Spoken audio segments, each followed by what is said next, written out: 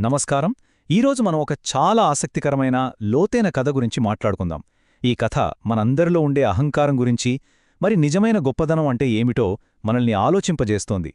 పదండి, ఇక ఈ కథలోకి వెళ్ళిపోదాం.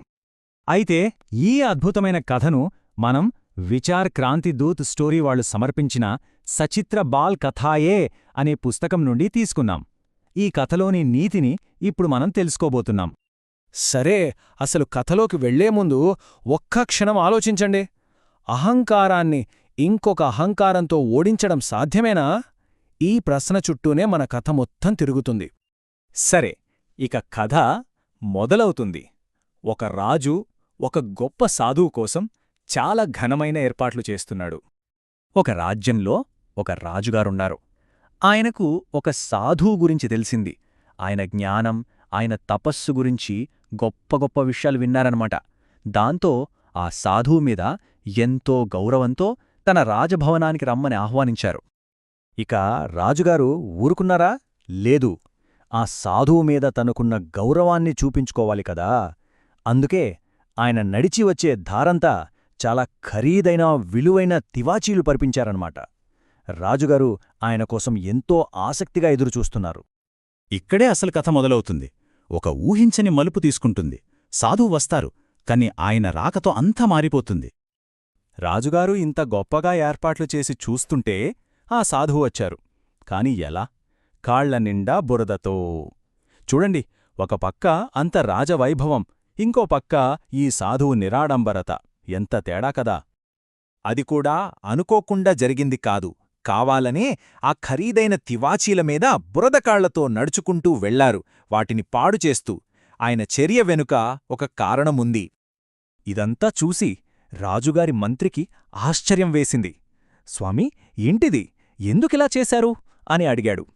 అప్పుడు ఆ సాధువు ఏమాత్రం తడుముకోకుండా, ఈ తివాచీల గర్వాన్ని, ఈ రాజ ప్రదర్శన గర్వాన్ని అణచివేయడానికే ఇలా చేశాను అని చెప్పారు. ఇప్పుడు కథలోనే అత్యంత కీలక ఘట్టం. ఆ సాధువు చర్యకు రాజుగారు ఎలా స్పందించారు? ఆయన సమాధానమే ఈ కథను పూర్తిగా మార్చేస్తుంది. చూడండి. విషయం రాజుగారిదాకా వెళ్ళింది. మరి ఆయన ఏం చేసుంటారు? కోప్పడ్డారా? అస్సల్లేదు. ఆ సాధువు మాటలు విని ఆయనలో కోపం రాలేదు. పైగా చాలా వినయంగా, ప్రశాంతంగా ఒక ప్రశ్న అడిగారంతే. ఆయన అడిగిన ప్రశ్న చాలా సింపుల్, కాని చాలా శక్తివంతమైనది. స్వామీ, గర్వాన్ని గర్వంతో ఎలా నాశనం చేయగలం అని అడిగారు. అంతే. ఈ ఒక్క ప్రశ్నతో కథ మొత్తం మారిపోయింది. రాజు వేసిన ఆ ప్రశ్నకు సాధువు ఎలా స్పందించాడో, ఆయనలో ఎలాంటి మార్పు వచ్చిందో ఇప్పుడు చూద్దాం. ఆ ప్రశ్న విన్నారో లేదో, అంతసేపు ఎంతో ధీమాగా మాట్లాడిన సాధువుకి మాటలు రాలేదు. ఒక్కసారిగా నిశ్శబ్దం. ఆయన దగ్గర సమాధానం లేదు. ఆ నిశ్శబ్దమే అసలు సమాధానం. ఆ ఒక్క క్షణంలో, ఆ నిశ్శబ్దంలో సాధువుకు తన తప్పేంటో అర్థమైపోయింది. రాజుగారి గర్వాన్ని అణచాలి అనుకునే ప్రయత్నంలో తనలో, తన జ్ఞానం పట్ల, తన గొప్పతనం పట్ల ఒక రకమైన గర్వం దాగి ఉందని ఆయన గ్రహించారు. అంతే, ఇక అక్కడుండలేదు. తన తప్పును సరిదిద్దుకోవడానికి ఒక్క మాట కూడా మాట్లాడకుండా వెనక్కి తిరిగి వెళ్ళిపోయారు. ఈ అద్భుతమైన కథ మనకు అందించే నీతిపాఠాలేమిటో ఇప్పుడు చూద్దాం. సో, ఈ కథ మనకేం నేర్పిస్తుంది? మొదటిది, నిజంగా గొప్పవాళ్లు అవ్వాలంటే అహంకారాన్ని వదిలేయాలి. గర్వాన్ని చూపించడంలో గొప్పతనం లేదు, దాన్ని జయించడంలోనే ఉంది. ఇక రెండవది చాలా ముఖ్యమైనది. నిజమైన సాధువు ప్రదర్శనలు ఇవ్వడు, సేవ చేస్తాడు.